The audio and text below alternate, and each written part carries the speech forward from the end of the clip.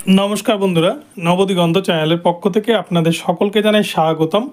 তো বন্ধুরা এখন আমি আপনাদের সাথে যে আপডেটটি শেয়ার করতে চলেছি সেটি হচ্ছে আপনারা জানেন যে আজকে কলকাতা হাইকোর্টে কিন্তু একটা গরমাগরম বিষয় ছিল, যেখানে কিন্তু একটা কলকাতা হাইকোর্টে ঐতিহাসিক রায় আসার সম্ভাবনা ছিল এবং এই মামলা কিন্তু লিস্টেড আজকে ছিল। তো এই মামলার জাজমেন্টে আজকে কি হলো, কি নির্দেশ দিলেন জাস্টিস অমৃতা সিনহা।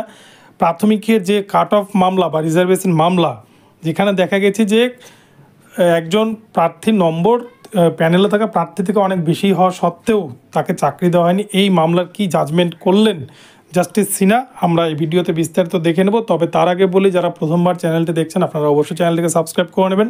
তো চলুন তাহলে আমরা বিস্তারিত আপডেটটা এবার দেখে নিই। তো বন্ধুরা আজকে কিন্তু 1 নম্বর সিরিয়ালে লিস্টেড ছিল সেই মামলা। তো আজকে কিন্তু টান টান উত্তেজনা ছিল কলকাতা হাইকোর্টে।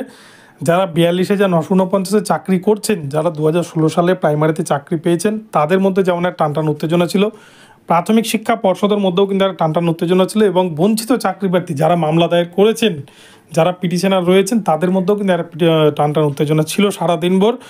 তো এই মামলা কিন্তু জাজমেন্ট আজকে হয়ে গেল। এই মামলায় প্রথমেই বলি, আজকে কিন্তু পিটিশনারদের তরফ থেকে উপস্থিত ছিলেন সুদীপ্ত দাশগুপ্ত অ্যাডভোকেট এবং প্রাইমারি তরফ থেকে রাতুল বিশ্বাস ছিলেন।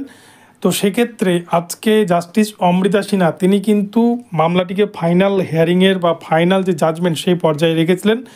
তো এই মামলায় আজকে কিন্তু কোনো রকম ফাইনাল অর্ডার হয়নি। তার কারণ তিনি বলেছেন এই মামলায় যে দুর্নীতি হয়েছে, এই প্যানেলে যে দুর্নীতি হয়েছে, যোগ্যরা বঞ্চিত হয়েছে, এটা জাস্টিস সিনহা বুঝতে পেরেছেন এবং তিনি কিন্তু সেটা প্রকাশও করেছেন। কিন্তু তারপরেও ফাইনাল জাজমেন্ট দেওয়ার জন্য তার আরও কিছু লিগাল ডকুমেন্টসের প্রয়োজন। নইলে কিন্তু এই মামলার ডিভিশন বেঞ্চে তার রায়কে কিন্তু চ্যালেঞ্জ করে হয়তো তার উল্টো বা স্টে পড়ে যেতে পারে, সেই রায়ের ওপর সুপ্রিম কোর্টে গিয়ে সেই রায়ের ওপর স্টে পড়ে যেতে পারে। সেই জন্য তিনি কিন্তু আটঘাট বেঁধে নামতে চাইছেন। তিনি প্রাথমিক শিক্ষা পর্ষদের কাছ থেকে আরও বেশ কিছু ডকুমেন্টস কিন্তু চাইলেন আগামীকালকের মধ্যে। আগামীকাল এই মামলাটিকে ফাইনাল হিয়ারিংয়ের পর্যায়ে রাখলেন। এই মামলার কিন্তু আগামীকাল ফাইনাল হিয়ারিং হবে উনি বলে দিলেন। এবং তার সাথে সাথে প্রাথমিকের যিনি আইনজীবী রাতুল বিশ্বাস রয়েছেন, তাকে কিন্তু জানিয়ে দেওয়া হলো যে বেশ কিছু ডকুমেন্টস প্রয়োজন, সেই ডকুমেন্টস যদি প্রাথমিক শিক্ষা পর্ষদ দিয়ে সাহায্য করে তাহলে কিন্তু আগামীকালই এই মামলার ফাইনাল জাজমেন্ট হয়ে যাবে। তো এক্ষেত্রে প্রাথমিক শিক্ষা পর্ষদ সব জায়গাতে ডিলে করে, তারা কিন্তু ডকুমেন্টস দিয়ে সাহায্য কোনোদিনও করবে না। আর আগামীকাল এই মামলার ফাইনাল জাজমেন্ট হবেও না, এটা কিন্তু 100% শিওর, এটা মিলিয়ে নেবেন। এবং এই মামলাটি কালকে না হলে স্বাভাবিকভাবে পুজোর পরে চলে যাবে। পুজোর পরে এরকমভাবে কিন্তু দেখবেন যে হয়তো পেছনে থাকবে, লিস্টেডই হবে না এরপরে। তো ঠিক যেমন আমরা মাদ্রাসার ক্ষেত্রে দেখছি বা এসএসসির ক্ষেত্রে দেখছি।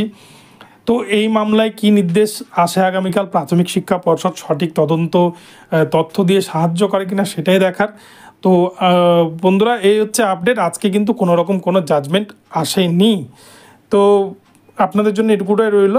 পরবর্তীতে অর্ডার কপি আপলোড হলে আরও ভালো করে ভিডিও দিয়ে জানাবো। তো ভিডিওটি ভালো লাগলে চ্যানেলটিকে সাবস্ক্রাইব করে দেবেন। দেখা হচ্ছে পরবর্তী ভিডিওতে। ধন্যবাদ।